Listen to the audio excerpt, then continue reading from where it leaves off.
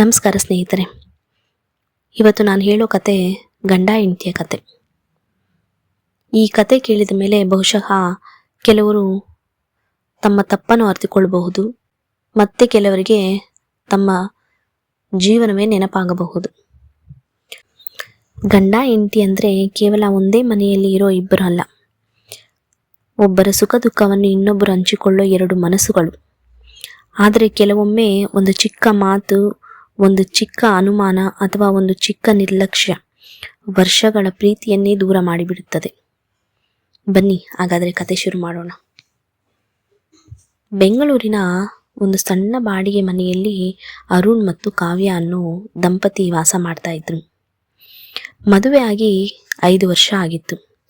ಅರುಣ್ ಖಾಸಗಿ ಕಂಪನಿಯಲ್ಲಿ ಕೆಲಸ ಮಾಡ್ತಿದ್ದ. ಬೆಳಿಗ್ಗೆ 8 ಗಂಟೆಗೆ ಮನೆ ಬಿಟ್ಟು ಹೋದರೆ ರಾತ್ರಿ 9-10 ಗಂಟೆ ಆಗ್ತಿತ್ತು ಅವನು ವಾಪಸ್ ಬರೋದಕ್ಕೆ. ಕಾವ್ಯ ಹೌಸ್ ವೈಫ್. ಇವರಿಬ್ಬರಿಗೂ 4 ವರ್ಷದ ಮಗಳಿದ್ದಳು. ಅವಳ ಹೆಸರು ಅನ್ವಿ. ಸಂಸಾರ ಶ್ರೀಮಂತವಾಗಿರಲಿಲ್ಲ, ಆದರೆ ಪ್ರೀತಿ ಮಾತ್ರ ತುಂಬ ಇತ್ತು. ಮದುವೆಯಾದ ಮೊದಲ ವರ್ಷ ಅರುಣ್ ಕೆಲಸ ಮುಗಿದ ತಕ್ಷಣ ಮನೆಗೆ ಬರುತ್ತಿದ್ದ. ಕಾವ್ಯ ಅಂತ ಕೂಗಿದ ತಕ್ಷಣ ಅವಳು ನಾನು ಬಂದೆ ಅಂತ ಅಡಿಗೆ ಮನೆಯಿಂದ ಓಡಿ ಬಂದು ಇಷ್ಟು ಬೇಗ ಬಂದ್ಬಿಟ್ರಾ ಅಂತ ನಗುತ್ತಾ ಬಾಗಿಲು ತೆರೆಯುತ್ತಿದ್ದಳು. ಇಬ್ಬರು ಒಂದೇ ತಟ್ಟೆಯಲ್ಲಿ ಊಟ ಮಾಡ್ತಿದ್ರು. ರಾತ್ರಿ ಮನೆ ಮೇಲ್ಛಾವಣಿ ಮೇಲೆ ಕುಳಿತು ಗಂಟೆಗಟ್ಟಲೆ ಮಾತಾಡ್ತಿದ್ರು. ಆಗ ದುಡ್ಡು ಕಡಿಮೆ ಇತ್ತು, ಆದರೆ ಸಂತೋಷ ತುಂಬ ಇತ್ತು. ದಿನಗಳು ಕಳೆಯುತ್ತಾ ಹೋದವು, ಜವಾಬ್ದಾರಿಗಳು ಹೆಚ್ಚಾದವು. ಮಗಳ ಓದು, ಮನೆಯ ಖರ್ಚು, ಸಾಲ, ಕೆಲಸದ ಒತ್ತಡ. ಅರುಣ್ ಮೊದಲಿನ ಹಾಗೆ ನಗುವುದನ್ನೇ ಕಡಿಮೆ ಮಾಡಿದ. ಮನೆಗೆ ಬಂದ ಕೂಡಲೇ ಫೋನ್ ಹಿಡಿದುಕೊಂಡು ಕೂರ್ತಿದ್ದ. ಕಾವ್ಯ ಮಾತಾಡಬೇಕು ಅಂದರೆ ತುಂಬ ಸುಸ್ತಾಗ್ತಿದೆ, ಸ್ವಲ್ಪ ಸುಮ್ಮನಿರು ಅಂತ ಹೇಳ್ತಿದ್ದ. ಕಾವ್ಯ ಏನೂ ಹೇಳ್ತಿರ್ಲಿಲ್ಲ, ಆದರೆ ಅವಳ ಮನಸ್ಸು ದಿನದಿಂದ ದಿನಕ್ಕೆ ಖಾಲಿ ಆಗ್ತಾ ಇತ್ತು. ಒಂದು ದಿನ ರಾತ್ರಿ ಕಾವ್ಯ ಹೇಳಿದಳು, ಒಂದು 5 ನಿಮಿಷ ನನ್ನ ಜೊತೆ ಮಾತಾಡೋಕ್ಕೆ ಸಮಯ ಇಲ್ವಾ ಅಂತ. ಅರುಣ್ ಸಿಟ್ಟು ಮಾಡಿಕೊಂಡು, ದಿನ ಪೂರ್ತಿ ಕೆಲಸ ಮಾಡಿ ಬರ್ತೀನಿ, ಮನೆಗೆ ಬಂದ ಮೇಲೂ ಪ್ರಶ್ನೆ ಕೇಳಬೇಡ ಅಂತ ಹೇಳಿದ. ಆ ಒಂದು ಮಾತು ಕಾವ್ಯ ಮನಸ್ಸನ್ನು ತುಂಬ ನೋಯಿಸಿತು. ಆ ರಾತ್ರಿ ಅವಳು ಊಟ ಮಾಡಲೇ ಇಲ್ಲ. ಅರುಣ್ ಗಮನಿಸಲಿಲ್ಲ. ಹೀಗೆ ದಿನಗಳು ಕಳೆಯುತ್ತಾ ಹೋದವು. ಒಂದೇ ಮನೆಯಲ್ಲಿ ಇದ್ದರೂ ಇಬ್ಬರು ಅಪರಿಚಿತರಂತೆ ಇರೋ ಪರಿಸ್ಥಿತಿ ಬಂತು. ಆ ದಿನದ ನಂತರ ಕಾವ್ಯ ಮೊದಲಿನ ಹಾಗೆ ಇರಲಿಲ್ಲ. ಅರುಣ್ ಮನೆಗೆ ಬರೋ ಸಮಯಕ್ಕೆ ಬಾಗಿಲು ತೆರೆದು ನಗ್ತಿದ್ದ ಅವಳು ಈಗ ಸುಮ್ಮನೆ ಬಾಗಿಲು ತೆರೆದು ಒಳಗೆ ಹೋಗ್ತಿದ್ಲು. ಅರುಣ್ಗೂ ಅದು ಗೊತ್ತಾಗಿತ್ತು. ಆದರೆ 2 ದಿನ ಆದಮೇಲೆ ಅವಳೇ ಸರಿ ಆಗ್ತಾಳೆ ಅಂತ ಅಂದ್ಕೊಂಡು ಸುಮ್ಮನಾಗ್ಬಿಟ್ಟ. ಒಂದು ಭಾನುವಾರ ಅರುಣ್ ಮನೆಯಲ್ಲೇ ಇದ್ದ. ಕಾವ್ಯ ಅಡಿಗೆ ಮಾಡ್ತಿದ್ಲು. ಅಷ್ಟರಲ್ಲಿ ಅವಳ ಅಮ್ಮ ಫೋನ್ ಮಾಡಿದರು. ಹೇಗಿದ್ದೀಯಮ್ಮ? ಕಾವ್ಯ ನಗುತ್ತಾ ಚೆನ್ನಾಗಿದ್ದೀನಮ್ಮ ಅಂತ ಹೇಳಿದಳು. ಆದರೆ ಆ ನಗುವಿನ ಹಿಂದೆ ಎಷ್ಟು ನೋವಿತ್ತು ಅನ್ನೋದು ಅವಳ ಅಮ್ಮನಿಗೆ ಗೊತ್ತಾಯಿತು. ಏನಾಯಿತು ಕಾವ್ಯ ಅಂತ ಕೇಳಿದಾಗ ಏನಿಲ್ಲಮ್ಮ ಅಂತ ಹೇಳಿ ವಿಷಯ ಬದಲಾಯಿಸಿದಳು. ಇದು ಎಲ್ಲವನ್ನು ಅರುಣ್ ಕೇಳಿದ. ಆದರೆ ತಪ್ಪು ನನ್ನದು ಅನ್ನೋದು ಅವನಿಗೆ ಇನ್ನೂ ಅರ್ಥ ಆಗಿರಲಿಲ್ಲ.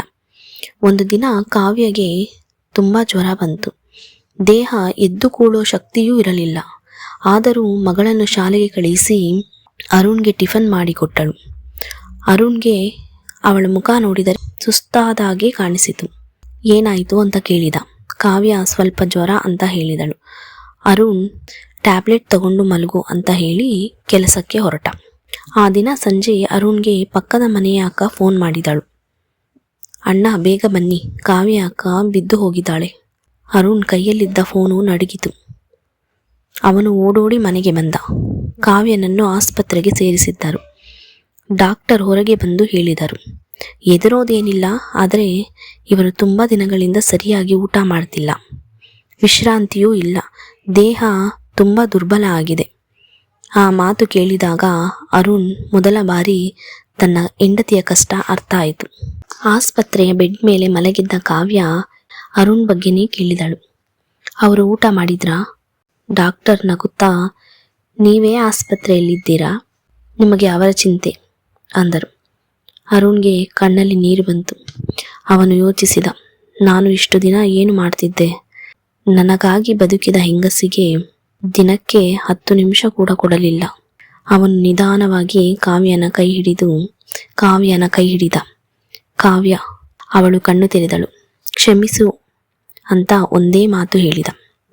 ಆ ಮಾತು ಕೇಳ್ತಿದ್ದಂತೆ ಕಾವ್ಯಳ ಕಣ್ಣಲ್ಲಿ ನೀರು ತುಂಬಿತು. ಅವಳು ನಗುತ್ತಾ ಹೇಳಿದಳು, ನನಗೆ ದುಡ್ಡು ಬೇಡ, ದೊಡ್ಡ ಮನೆ ಬೇಡ, ದಿನಕ್ಕೆ 10 ನಿಮಿಷ ನನ್ನ ಜೊತೆ ಮನಸ್ಸು ಬಿಚ್ಚಿ ಮಾತಾಡಿ ಸಾಕು ಎಂದಳು. ಆ ಮಾತು ನಿಜವಾಗಿಯೂ ಅರುಣ್ ಕಣ್ಣಲ್ಲಿ ನೀರು ತರಿಸಿತು. ದಿನ ಕಳೆದಂತೆ ಅರುಣ್ ನಿಜವಾಗಿಯೂ ಬದಲಾಗೋಕೆ ಶುರು ಮಾಡಿದ. ಬದಲಾವಣೆ ದೊಡ್ಡದೇನೂ ಇರಲಿಲ್ಲ, ಆದರೆ ತುಂಬ ಅಮೂಲ್ಯವಾಗಿತ್ತು. ಬೆಳಿಗ್ಗೆ ಆಫೀಸ್ಗೆ ಹೋಗೋ ಮುಂಚೆ ಕಾವ್ಯ ನಾನು ಹೋಗ್ತೀನಿ ಅಂತ ಹೇಳಿ ಹೊರಟುತ್ತಿದ್ದ. ರಾತ್ರಿ ಮನೆಗೆ ಬಂದ ತಕ್ಷಣ ಮೊಬೈಲನ್ನು ಪಕ್ಕಕ್ಕೆ ಇಡುತ್ತಿದ್ದ. ಇವತ್ತು ದಿನ ಹೇಗಿತ್ತು ಅಂತ ಕೇಳ್ತಿದ್ದ. ಮೊದಲಿಗೆ ಕಾವ್ಯಗೆ ನಂಬಿಕೆ ಬರಲಿಲ್ಲ. ಇದು 2 ದಿನ ಮಾತ್ರ, ಮತ್ತೆ ಮೊದಲಿನ ಹಾಗೆ ಆಗ್ತಾರೆ ಅಂತ ಅಂದುಕೊಂಡ್ಳು. ಆದರೆ 1 ವಾರ ಆಯಿತು, 1 ತಿಂಗಳಾಯಿತು, ಅರುಣ್ ಮತ್ತೆ ಹಳೆಯ ಆಗಿರಲಿಲ್ಲ. ಅವನು ಈಗ ಮೊದಲಿಗಿಂತ ಒಳ್ಳೆಯವನಾಗಿದ್ದ. ಒಂದು ದಿನ ಕಾವ್ಯನ ಹುಟ್ಟುಹಬ್ಬ. ಪ್ರತಿ ವರ್ಷದ ಹಾಗೆ ಆ ವರ್ಷವೂ ಅರುಣ್ಗೆ ನೆನಪಿರಲಿಲ್ಲ ಅಂದುಕೊಂಡಿದ್ದಳು. ಬೆಳಿಗ್ಗೆ ಎದ್ದು ಅಡಿಗೆ ಮನೆಗೆ ಹೋದಳು. ಅಲ್ಲೇ ಒಂದು ಚಿಕ್ಕ ಕೇಕ್, ಒಂದು ಗುಲಾಬಿ ಹೂ, ಒಂದು ಚಿಕ್ಕ ಚೀಟಿ. ಅದರಲ್ಲಿ ಹೀಗೆ ಬರೆದಿತ್ತು, ನನ್ನ ಜೀವನದಲ್ಲಿ ನಾನು ಮಾಡಿದ ದೊಡ್ಡ ತಪ್ಪು ನಿನ್ನ ಪ್ರೀತಿಯನ್ನು ತಡವಾಗಿ ಅರ್ಥ ಮಾಡಿಕೊಂಡದ್ದು. ಇನ್ನು ಮುಂದೆ ಒಂದು ಕಣ್ಣೀರು ನಿನ್ನ ಕಣ್ಣಿಗೆ ಬರದಂತೆ ನೋಡಿಕೊಳ್ಳುತ್ತೇನೆ. ಕಾವ್ಯ ಅದನ್ನು ಓದುತ್ತಿದ್ದಂತೆಯೇ ಕಣ್ಣಲ್ಲಿ ನೀರು ತುಂಬಿತು. ಅಷ್ಟರಲ್ಲಿ ಅರುಣ್ ಹಿಂದೆ ಬಂದು ಹ್ಯಾಪಿ ಬರ್ತ್ಡೇ ಅಂತ ನಿಧಾನವಾಗಿ ಹೇಳಿದ.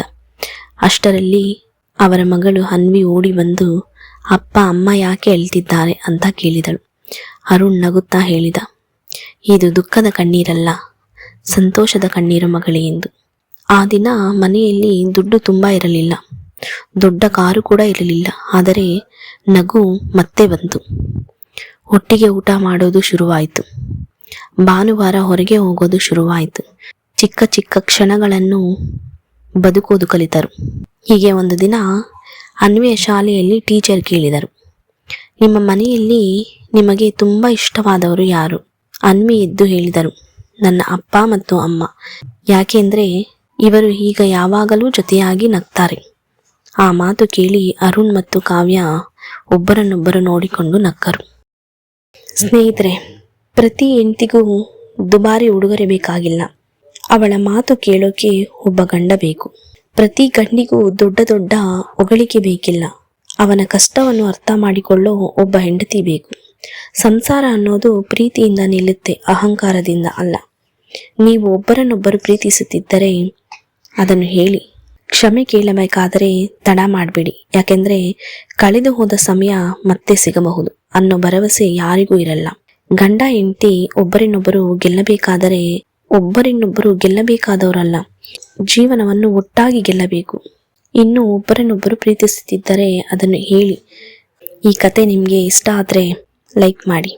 Thank you.